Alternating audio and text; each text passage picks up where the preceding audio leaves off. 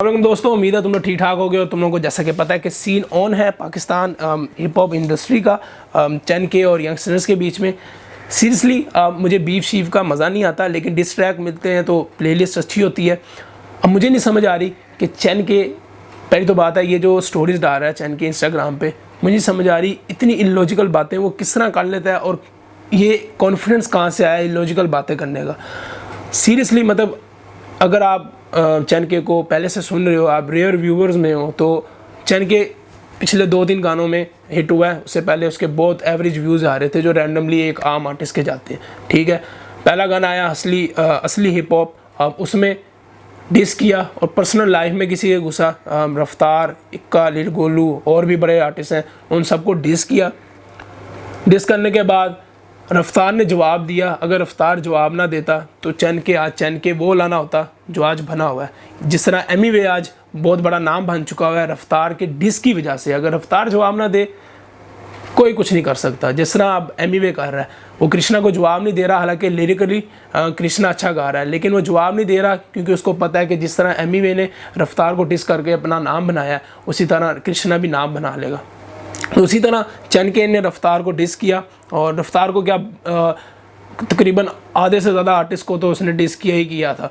और फिर उसका मजाक उड़ाना शुरू कर दिया और उसकी एक वीडियो थी डिलीट कर दी हुई है 10K ने, क्योंकि बहुत लोगों ने 10K को गालियाँ भी दी थी, जिसमें कुत्ते थे मेरे ख्याल से छोटे छोटे और वो दूध पी रहे थे और उसके ऊपर इक्का, लील गोलू और इस तरह की पता नहीं क्या क्या चीज़ें लिख के इसने डाल दी थी कि ये देखो ये बच्चे दूध पी रहे हैं।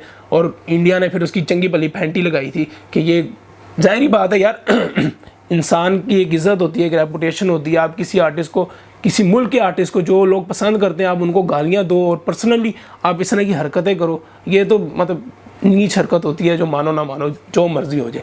फिर कौम तबाह आया और उसने काफ़ी हिट किया गाना।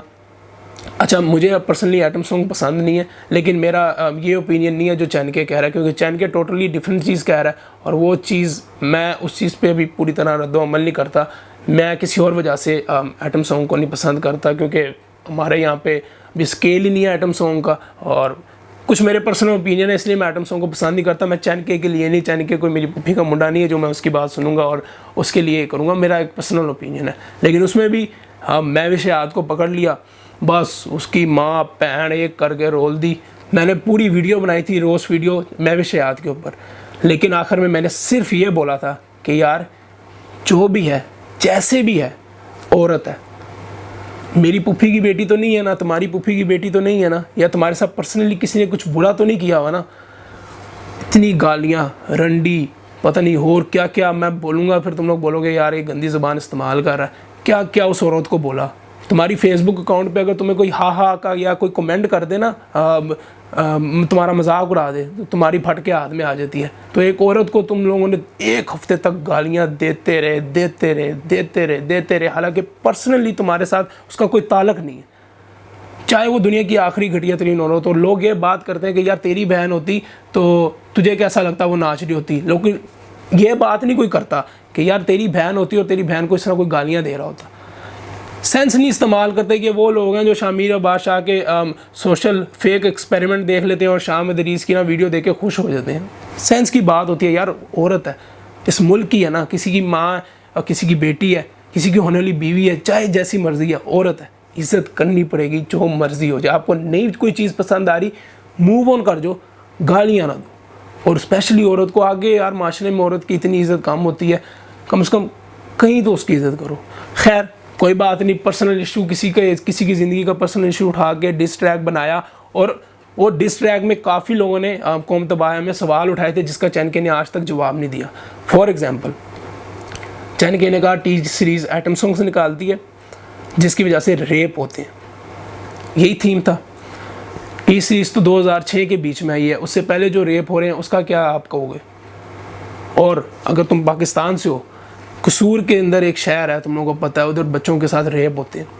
वो बच्चे क्या आइटम सॉन्ग सुनते हैं या उनको वो पैंट और जीन्स पहन के फिरते हैं? नहीं, मैंने भी रिएक्शन दिया था तो मैंने यही बोला था कि रेप पे जोर दो।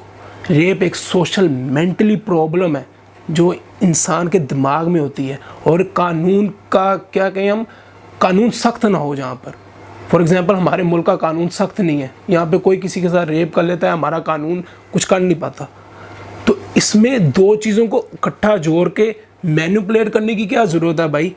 अगर कानून सख्त हो तो अल्लाह ना करे कोई किसी की और बेटी के साथ रेप करता है तो कल को उसको मार दिया जाए, कत्ल कर दिया जाए या ख़त्म कर दिया जाए। लेकिन यहाँ पे कानून नहीं सख्त, और आप इस सवालों के जवाब नहीं दे पाए। आपने ना तो कोई वीडियो बनाई इस चीज़ के ऊपर, लोगों ने काफ़ी सवाल उठाए थे, जहाँ पसंद भी किया था, लोगों ने बुरा भला भी बोला था। लेकिन खैर ठीक है, तुमने बनाया डिस्ट्रैक्ट, तुम्हारा ओपिनियन है, तुम्हारा अपना एक पर्सनल, सोशल मीडिया पे तुम जो मर्ज़ी कर सकते हो, इसमें कोई रोकने वाला नहीं।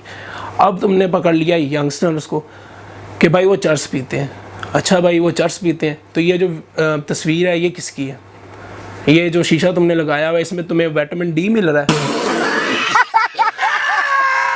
नहीं, मतलब क्या तुम्हें इसमें क्या कुलचे लगाए हुए हैं इसके अंदर जो तुम्हें मज़ा आ रहा है? और ये मज़े की बात है कि कौम तबाह है गाना आया था, उसके 10-15 दिन के बाद इत्तफाकन ये खुद ही इसने लगा दी थी। क्योंकि मैं मानता हूँ पर्सनली चैनके को, ये कोई पर्सनल मेरा कोई इशू नहीं है, लेकिन मुझे चैनके के अंदर ना काफ़ी चीज़ें ख़राब लगती हैं। फर्स्ट, लैक ऑफ एजुकेशन, और ये कोई वो वाली एजुकेशन नहीं है जो किताबी एजुकेशन होती है, ये सोशल एजुकेशन होती है जो इंसान को सोशली तौर पे पता होना चाहिए, ठीक है। फिर लैक ऑफ कॉन्फिडेंस, इतना लैक ऑफ कॉन्फिडेंस है ना इस बंदे के अंदर जिसकी कोई हद नहीं। मतलब आप 3 गाने आपने पिछले निकाले हैं और 3 गानों की फिर आपने 30-30 मिनट की वीडियो बनाई है जिसमें आपने गाने एक्सप्लेन किए हैं। अरे भाई तू गाने बनाता क्यों है जब तुझे एक्सप्लेन करने होते हैं? तू या तो एक्सप्लेन कर ले या तू गाने बना। जो इसमें आया फिर किसी की पर्सनल ज़िंदगी में क्यों घुसता है भाई? और तू खुद नहीं ठीक, तू खुद नहीं ठीक यार, तू 100 चीज़ें उल्टी सीधी करता है और दूसरों को तू बुरा भला कह रहा है। तुझे यंगस्टर्स का डियर ज़ैनम नहीं नज़र आया? वो चीज़, कोई अच्छी चीज़ को तू प्रमोट नहीं कर रहा, जो तुझे बुरी चीज़ लग रही है वो तू पकड़ के डाली जा रहा है। यार गलत बात है। ऊपर से तुमने इतनी बड़ी बात कर दी कि यार अब इरफान जुनेजो के उठा के तुम आज नहीं क्या था, इरफान जुनेजो के तुम उठा के पेप्सी के उठा के तुमने गाना निकाला है और फिर भी तुम्हारा हिट नहीं किया। भाई वही कहता हूँ, लैक ऑफ एजुकेशन। दिमाग इतना तेरा हिल गया हुआ ना भाई, बुरा ना बनाई। मतलब जब तेरा हमशक्ल गाना निकला था ना तो वो ट्रेंडिंग पे नहीं था, यंगस्टर्स का गाना ट्रेंडिंग पे था। ट्रेंडिंग समझते हो? जिस मुल्क के अंदर कोई भी गाना सुना सबसे ज़्यादा जा रहा हो। क्या बात कर रहा है यार, व्यूज़ की बात करी जा रहा है, व्यूज़ की बात करी जा रहा है। और मज़े की बात है, जिस इंडिया की टी सीरीज़ को तुमने हम बुरा भला कहा है, तुम्हें वही लोग सपोर्ट करते हैं। पहले तो बात है ये बहुत बड़ा रहम है उनका। फॉर एग्ज़ाम्पल अगर इंडिया का कोई भी रैपर पाकिस्तानी रैपर को बुरा भला कहे तो पाकिस्तान के लोग नहीं इज़्ज़त देंगे, जो कि सीधी बात है। लेकिन फिर भी लोगों ने तुझे सुना, इज़्ज़त दी, रिस्पेक्ट दी, और तू उन्हीं आर्टिस्ट को पकड़ के, मतलब जो पायनियर हैं एक तरह से पाकिस्तान के रैपर, जो बाकायदा मेहनत कर रहे हैं, हसल कर रहे हैं, तो उनको गालियाँ दे रहा है। अच्छी चीज़ें तू प्रमोट नहीं कर रहा, बुरी चीज़ें प्रमोट करी जा रहा है। अब लोग यहाँ पे आ जाएंगे यार हलाल और हराम और ये सीन। तो यार अब 2019 चल रहा है, बल्कि अब 2019 भी ख़त्म होने शुरू हो गया है। अब तो समझ आना चाहिए हर इंसान को यार, एक पर्सनल ज़िंदगी भी होती है, प्राइवेसी भी होती है इंसान की, कि नहीं होती? मतलब मेरी जो मैं अमाल कर रहा हूँ उसका मैं जवाब दे अपने रब को। जो तुम अमाल कर रहे हो तुम अपने अमाल का जवाब दे अपने रब को, कोई किसी के अमाल का जवाब दे नहीं है। और अच्छी चीज़ें प्रमोट करना भाई, जो अच्छी चीज़ें हैं वो तू बोलता नहीं है, जो बुरी चीज़ें हैं जो तू खुद भी कर रहा है।